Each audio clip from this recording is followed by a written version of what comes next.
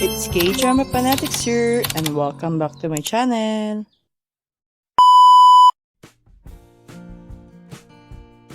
Serendipitys Embrace Episode 5. Back to where we left off in the present, where Hu-Yeong kisses Hongju.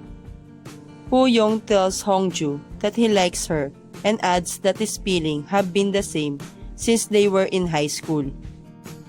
Hongju is embarrassed by the kiss and confession.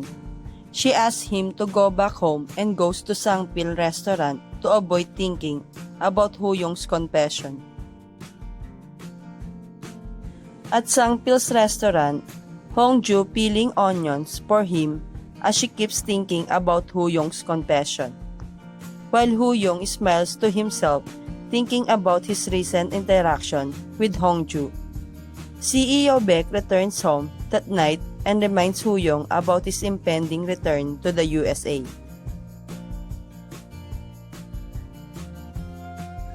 Hu-Yeong was not able to get in touch with his mother, but he received a text from Sangpil and learns that Hongju is at his restaurant.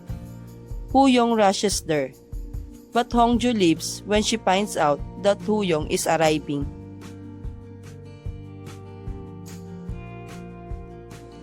Hongju is sitting at the bus stop when she recalls her memory of trying to cross the street to meet Hu-Yeong.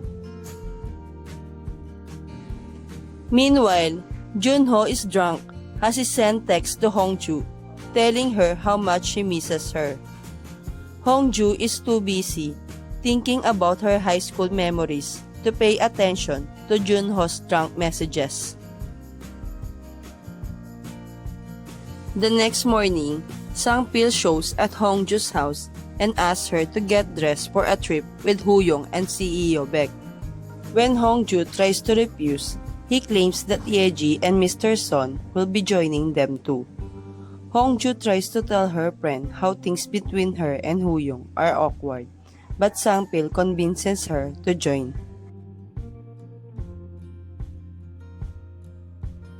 As Sangpil drives, Hu-Yeong gets a chance to sit beside Hongju.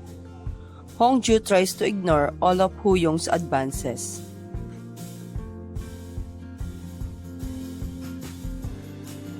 After an awkward car ride, Hongju asks Hu-Yeong to forget their kiss and his confession, but he refuses and showers her with more flattering compliments, leaving Hongju to behave awkwardly. Then, Kang Hu-Yeong is asked to drive, and Hongju gets stuck in the passenger seat. Hu-Yeong asks Hongju to feed him some snacks, but she refuses, asking him to take the food himself. Once they make it to their destination, Sangpil and CEO Baek go fishing, while Hongju and Hu-Yeong decide to set up their things in the place they were renting for the night. The two share a romantic moment, but Hongju leaves overwhelmed. Later that day, Hongju sits with CEO Baek as Hu-Yeong joins Sangpil in fishing.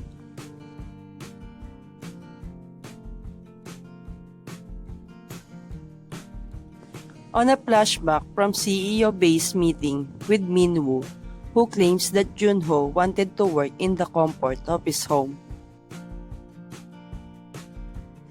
CEO Baek unwillingly agrees to the clause and calls Hongju, asking her to comply. Hongju gets upset and decides to take a walk by the beach.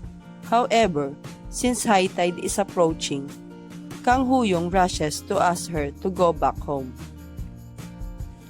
Hongju convinces Hu-Yeong to fish for weird creatures like sea cucumbers, oysters, and octopus. The two bond and share several romantic moments.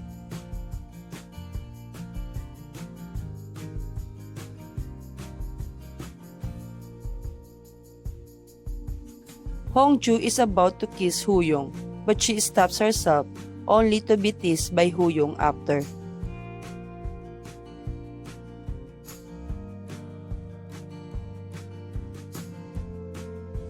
Yeji is upset, and Hongju notices her friend's sour mood and takes her out on a walk. Yeji comes clean and tells Hongju that she was fake dating Mr. Son. She has a crush on Mr. Son now because of his manliness. Despite his rejections, she is going to pursue him. This gives Hongju the motivation to accept her feelings for Hu-Yeong. The group has dinner that night and crash after a night of drinks.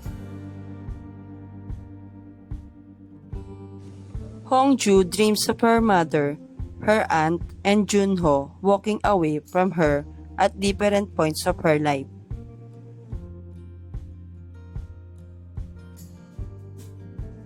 Kang Hu-Yeong shows up in her dream also, asking if she would let him walk away too.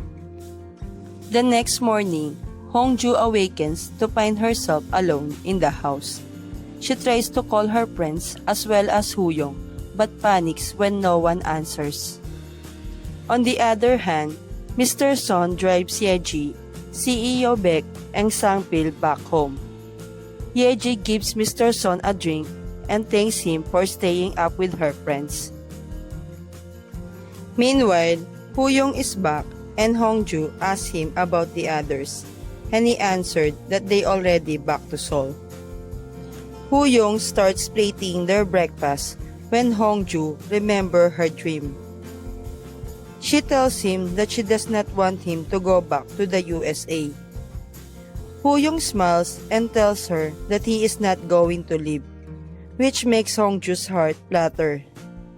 She comes closer to Hu-Yeong and accepts his feeling as she kisses him.